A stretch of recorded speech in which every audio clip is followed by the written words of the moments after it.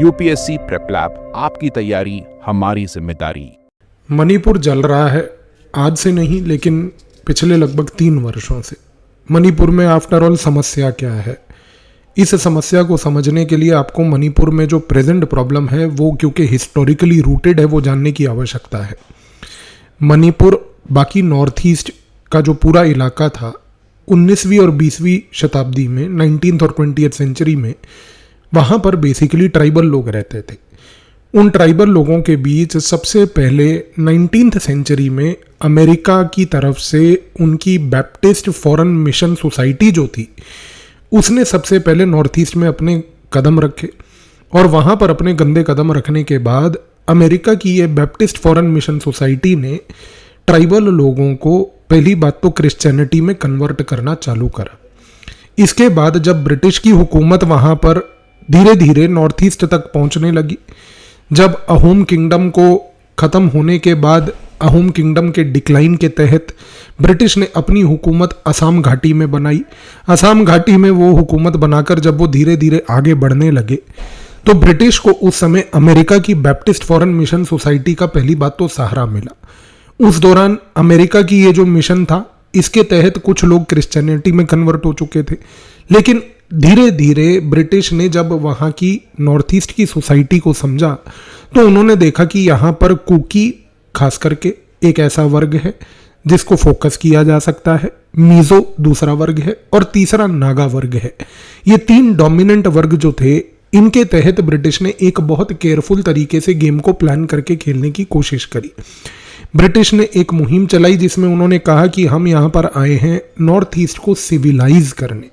Civilised करने के चक्कर में उन्होंने सबसे पहले नॉर्थ ईस्ट में स्कूलों का गठन किया। फिर वहाँ पर स्कूलों के तहत लोगों को बोला कि अब हम आपको लिटरेसी प्रदान करेंगे। स्कूल और लिटरेसी के कैंपेन के तहत उन्होंने मॉडर्न मेडिसिन ट्राइबल लोगों में, ग्रामीण इलाकों में पहुँचाने की कोशिश करी। और जब ये धीरे धीरे पूरा का एक कवर बनाया, इस कवर के पीछे ब्रिटिश ने फिर यहाँ पर प्रशासनिक तौर पर एडमिनिस्ट्रेटिवली एक्सक्लूडेड एरियाज और पार्शली एक्सक्लूडेड एरियाज को कंसेप्चुअलाइज किया। इन ऐसे कॉन्सेप्ट्स को कंसेप्चुअलाइज करने के बाद ब्रिटिश का उद्देश्य था कि यहाँ पर इस पूरे रीजन में पहली बात तो हम धीरे धीरे एक ऐसी रणनीति बनाएं कि आउटसाइडर्स जो हैं उनको इन ट्राइबल इलाकों में कतई घुसने ना दें। इन ट्राइबल इलाकों में धीरे धीरे अमेरिकन सपोर्ट के साथ क्रिश्चियनिटी को प्रमोट करते रहें। क्रिश्चियनिटी को प्रमोट करने के लिए एक कवर का सहारा लें कि हम यहाँ पर एजुकेशन देने आए हैं लेकिन एजुकेशन क्रिश्चियन होगी। हम लिटरेसी प्रोवाइड करने आए हैं, लिटरेसी क्रिश्चियन बेसिस पे और क्रिश्चियन वैल्यूज़ की होगी। हम यहाँ पर जो है मॉडर्न मेडिसिन प्रोवाइड करने आए हैं, वो भी जो है क्रिश्चियन फंडेड सोसाइटीज और क्रिश्चियन फंडेड डिस्पेंसरीज और हॉस्पिटल्स में ही केवल मिलेगा। इस रणनीति से भारत की आज़ादी से पहले तक ब्रिटिश हुकूमत ने अमेरिका के साथ मिलकर एक ड्रीम विजुअलाइज करने की सोची, और वो ड्रीम ये था कि कभी भी कल को फ्यूचर में यदि अगर हमें मान लीजिए भारत को छोड़ के जाना पड़ा, क्योंकि भारत की सीमा उस समय एक इंडिपेंडेंट देश तिब्बत के साथ और तिब्बत की सीमा चीन के साथ थी, और क्योंकि चीन के संबंध जाहिर सी बात है ब्रिटिश के साथ अच्छे नहीं थे, अमेरिका के साथ अच्छे नहीं थे, तो ब्रिटिश और चीन को टैकल करने के लिए अमेरिका और ब्रिटेन ने मिलकर यहाँ पर एक रणनीति ये बनाई कि ये जो क्रिश्चियन कम्युनिटी को हमने यहाँ पर कंसेप्चुअलाइज किया है, यहाँ पर कुकी, नागा, मिजोस जो जिनको हमने ग्रेजुअली कन्वर्ट किया है, इनके कन्वर्जन के तहत जो इनकी आगे की जनरेशन्स चलेंगी, पहली बात तो वो हमारे साथ लॉयल रहेंगी। दूसरी सबसे बड़ी बात यहाँ पर ये थी कि इस पूरे प्रोसेस में ब्रिटिश और अमेरिका की 1930 तक लगभग उनके मन में एक पॉइंट बैठ चुका था, खास करके विश्व युद्ध एक यानी कि वर्ल्ड वॉर 1 के बाद। वो ये था कि क्यों ना जब हमें अगर कल को मान लीजिए नॉर्थ ईस्ट को, भारत को छोड़कर आज़ाद कर कर जाना पड़ा, तो यहाँ पर हम क्या नॉर्थ ईस्ट के इलाकों में एक इंडिपेंडेंट क्रिश्चियन किंगडम क्रिएट कर सकते हैं। क्योंकि यदि अगर एक इंडिपेंडेंट क्रिश्चियन किंगडम यहाँ पर क्रिएट हो जाता है तो उस इंडिपेंडेंट क्रिश्चियन किंगडम के तहत हमारे पास नॉर्थ ईस्ट के इलाकों में एक ऐसी बेस टेरिटरी होगी जिस बेस टेरिटरी के बेसिस पे हम ये इंश्योर कर पाएंगे कि हम चीन पर नज़र रख पाएं। और अगर आप इतिहास को केयरफुली पढ़ते हैं तो आप ये भी समझेंगे कि क्योंकि 1930-35 तक अमेरिका ने इस पूरे प्रोजेक्ट से अपने आप को विड्रॉ करना शुरू करा, क्योंकि उसकी अपनी खुद की परिस्थितियां कुछ वैसी थी। उसी समय ब्रिटिश को ये रियलाइज होने लगा कि ये जो एक इंडिपेंडेंट नॉर्थ ईस्ट का किंगडम है, क्रिश्चियन किंगडम जो हम बनाना चाहते हैं, क्योंकि वो मटीरियलाइज नहीं हो रहा है, तो उस दौरान ब्रिटिश ने मोहम्मद अली जिन्ना का समर्थन करते हुए सारे के सारे अपने सिक्के जो हैं वो जिन्ना के कैंप में लगा दिए और पाकिस्तान की डिमांड करनी चालू करी। और जिस पाकिस्तान की डिमांड में उन्होंने ईस्ट पाकिस्तान के आइडिया को भी विजुअलाइज करना चालू करा, क्योंकि उनको था कि यदि मान लीजिए किसी तरीके से नॉर्थ ईस्ट में अगर एक क्रिश्चियन किंगडम नहीं मिलता तो नॉर्थ ईस्ट के बगल में ही ईस्ट पाकिस्तान के तहत कम से कम एक मुस्लिम किंगडम तो मिलेगा। इस रणनीति के तहत 1947 में जब ब्रिटिश भारत को छोड़कर गई,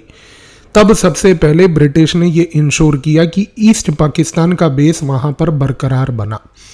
ईस्ट पाकिस्तान के बेस से पहली बात तो चीन पे नजर रखने का कार्य, भारत के पूरे नॉर्थ ईस्ट के अंदर जो ऑपरेशंस क्रिश्चियंस को सपोर्ट करके उनके तहत सबवर्जन करने के कार्य, ये सारे के सारे ऑपरेशंस वहां पर ईस्ट पाकिस्तान की टेरिटरी से चलाए गए। अब सबसे महत्वपूर्ण पॉइंट क्या है कि भारत में ब्रिटिश की हुकूमत के जाने के बाद उन्होंने क्योंकि अपनी एक एजेंसी बना के रखी थी, यहाँ पर एजेंसी का मतलब ये नहीं है कि कोई उन्होंने एक दुकान खोल के रखी है जो गैस के सिलेंडर बेच रहा है 4-4 हज़ार रुपए में, बल्कि एजेंसी का मतलब है यहाँ पर कि बेसिकली एक पूरा स्ट्रक्चर बना के रखा था जिसको हम कहते हैं वामपंथिक स्ट्रक्चर। जिस वामपंथिक स्ट्रक्चर के तहत उन्होंने पहली बात, और कितनी आयरॉनिकल बात है कि ब्रिटिश कैपिटलिस्ट वामपंथियों को सपोर्ट करते थे और सपोर्ट करते आए क्योंकि उनके थ्रू एजेंडा रनिंग होती थी। अब इस कॉन्टेक्स्ट में हुआ यहां पर ये कि ब्रिटिश ने सबसे पहले जो मणिपुर का राज्य है वहां पर क्या किया, वहां पर सबसे पहले तो जो मीजो, कुकी, नागाज जिनको उन्होंने क्रिश्चियनिटी में कन्वर्ट पहले कर चुके थे, अब गेम था कि इनका प्रयोग किया जाए। मणिपुर के इलाके में सबसे महत्वपूर्ण कुकी-ज़ो लोग रहते थे। कुकी-ज़ो लोग जो थे वो क्रिश्चियंस थे, और सबसे बड़ी बात मणिपुर की सोसाइटी में ऐतिहासिक तौर पर वहां से सनातन धर्म के फॉलोअर मेती कम्युनिटी के लोग भी रहते थे। अब जाहिर सी बात है कि आज़ादी के बाद सबसे पहला कार्य ब्रिटिश की तरफ से ये किया गया कि अपने उस एजेंसी के थ्रू उन्होंने ये इंश्योर कराया, पहली बात तो, कि कैसे उस एजेंसी के तहत हम जो यहां पर कुकी-ज़ो लोग हैं जो बेसिकली क्रिश्चियंस हैं, उनके थ्रू मणिपुर के अंदर हम अपना कंट्रोल बरकरार रखें। इस कंट्रोल को बरकरार रखने के लिए 2-3 चीजें हुई। सबसे पहला, कुकी-ज़ो लोगों को शेड्यूल ट्राइब स्टेटस जो था वो ब्रिटिश ने दिलवाया था। आज़ादी के बाद वो स्टेटस कंटिन्यू हुआ, लेकिन जब आज़ादी के बाद वो स्टेटस कंटिन्यू हुआ तो उस समय मेती समुदाय के जो लोग थे, खास करके मणिपुर के राज्य में, उनको वो शेड्यूल ट्राइब का स्टेटस नहीं मिला। उनकी डिमांड हमेशा से थी कि भाई अगर कुकीज़ों को मिला है तो हमारे को क्यों नहीं। दूसरा, उस एजेंसी के थ्रू उन्होंने कुछ ऐसे कार्य करवाए जिसके तहत सरकार की फंक्शनिंग पे भी इम्पैक्ट पड़ा,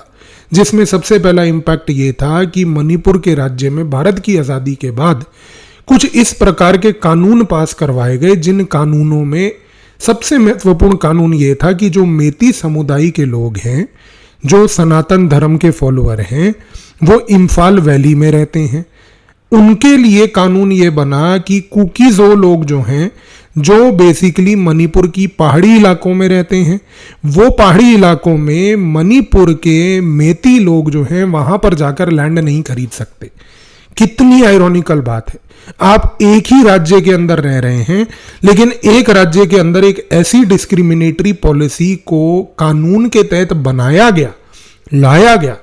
जिसके तहत ये बात बोली गई कि एक ही राज्य के अंदर उसी राज्य के रहने वाले एक वर्ग मेती समुदाय के लोगों को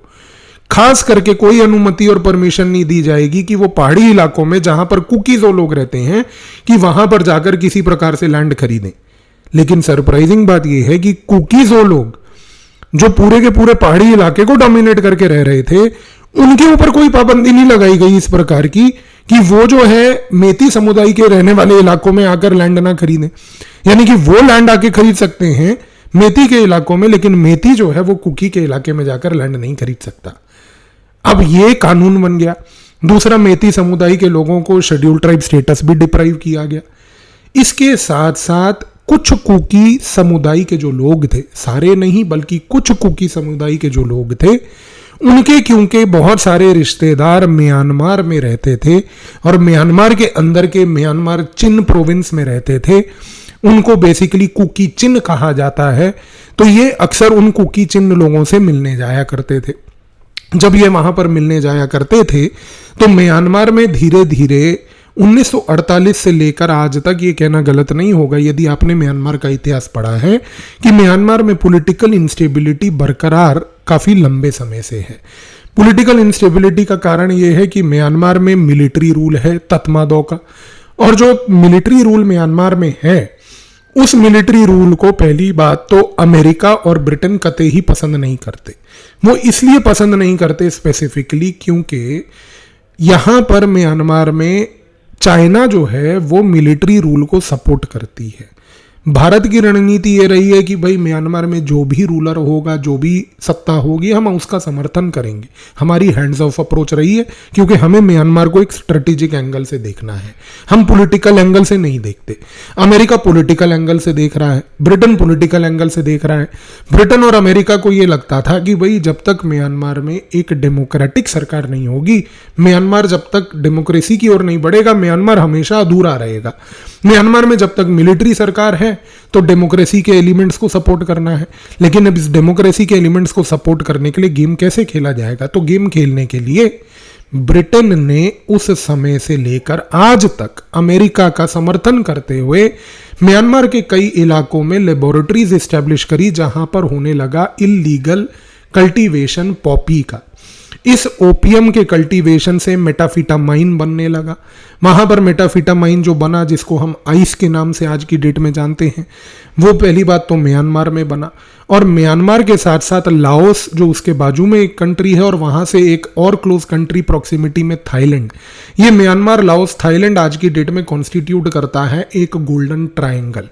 इस इलाके में इन तीनों राज्यों में इलीगल लेवल पर पॉपी कल्टीवेशन, मेटाफिटामाइन, आइस नामक ये सारी ड्रग्स का मैन्युफैक्चरिंग होती है।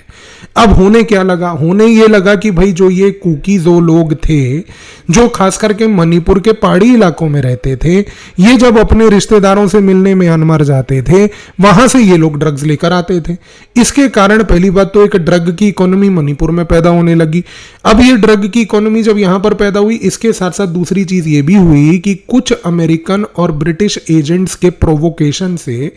इन कुकीजों लोगों ने भी मणिपुर की पहाड़ी इलाकों में, पहली बात जहां पर किसी भी प्रकार के मेती समुदाय के लोगों को रहने की परमिशन नहीं दी जाती थी, वहां पर इन्होंने सबसे पहले पॉपी कल्टीवेशन चालू कर दी। और आज जब से सरकार ने पिछले लगभग 3-3.5 सालों से इंटेलिजेंस के ऑपरेशंस के तहत ये इंश्योर करना चालू किया है कि वो इस पॉपी कल्टीवेशन को टारगेट करे,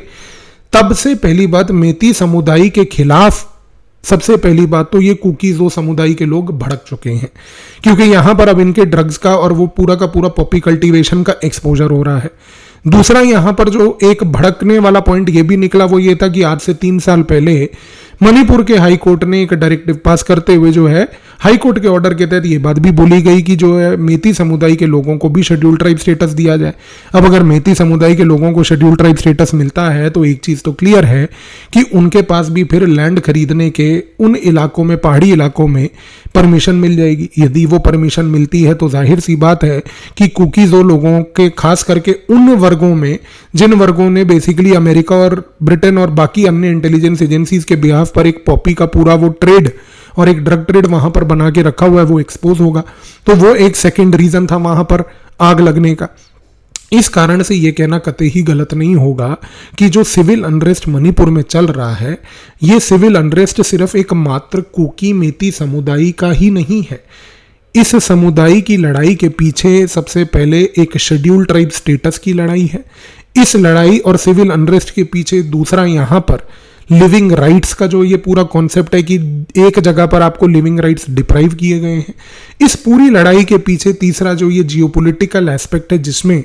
अमेरिका ने म्यांमार में रेजिम चेंज करने के लिए मणिपुर और golden triangle, Cambodia, Laos, Myanmar, Thailand, ये सारे देशों को लेबोरेटरीज बनाकर यहाँ पर मेटाफिटामाइन के जो कार्य इन्होंने कर रखे हैं वो बेसिकली इन्होंने क्रिएट किए हैं। इसी रीजन से आप देखो कि अभी हाल ही में कुछ दिनों पहले कुछ अमेरिकन नेशनल्स जो थे यूक्रेनियन नेशनल्स के साथ भारत की नेशनल इन्वेस्टिगेशन एजेंसी ने भी यहाँ पर नॉर्थ ईस्ट के अंदर कुछ गतिविधियां करते हुए पकड़े थे। और अभी आपने 2 दिन पहले भी देखा होगा कि अमेरिका के कुछ लोग सैटेलाइट फोन लेकर कश्मीर में भी पकड़े गए। तो ये सारे इवेंट्स जो हैं ये इंटरकनेक्टेड हैं, क्योंकि अमेरिका इस मोमेंट पर ये जो पूरा ड्रग कंट्रोल है जो उन्होंने यहाँ पर कर रखा है गोल्डन ट्रायंगल में, जिसका इनलेट भारत में मणिपुर से आता है, वो कतई ही इस गोल्डन ट्रायंगल को टूटने नहीं दे सकते। अब अमेरिका को क्या चाहिए कि वो गोल्डन ट्रायंगल पे एब्सोल्यूट कंट्रोल रखे। क्यों? क्योंकि गोल्डन ट्रायंगल पे अगर एब्सोल्यूट कंट्रोल होता है तो अमेरिका के पास विश्व की सारी ड्रग मैन्युफैक्चरिंग का कंट्रोल होता है। और अमेरिका के साथ साथ उसका पाला हुआ पिट्ठू इजराइल, वो भी जाहिर सी बात है कि उसका प्रोटेक्टोरेट जो है वो भी यहाँ पर इसी कार्य में इन्वॉल्व रहेगा। इसीलिए आप देखते हैं कि नॉर्थ ईस्ट हो या फॉर दैट मैटर म्यांमार हो, वहाँ पर इजरायली प्रेजेंस भी रहती है, क्योंकि विश्व के जितने भी ये इंटेलिजेंस ऑपरेशंस हैं, खास करके अमेरिका के और बाकी देशों के, ये चलते हैं इस गोल्डन ट्रायंगल के ड्रग एंड पॉपी इकोनॉमी के थ्रू। और यहाँ पर इसीलिए जब सरकार की तरफ से कोई कार्रवाई मणिपुर के अंदर खास करके इस ड्रग आर्किटेक्चर को तोड़ने की जाती है, तो आप देखते हैं कि यहाँ पर सिविल अनरेस्ट भड़कता है। यहाँ पर आप तुरंत देखते हैं कि चर्च एकदम एक्टिवेट हो जाती है। तो इसके पीछे की ये जो पूरी स्टोरी अगर आपको आज ये क्लियर हो गई हो तो अब आप समझेंगे कि ये चीज़ें यहाँ पर इतनी ही आसान नहीं है जो ओवरऑल फेस ऑफ लेवल पर दिखती हैं, बट इसके पीछे का जो इतिहास है वो एक बहुत बड़ा डिसाइडिंग फैक्टर है। धन्यवाद।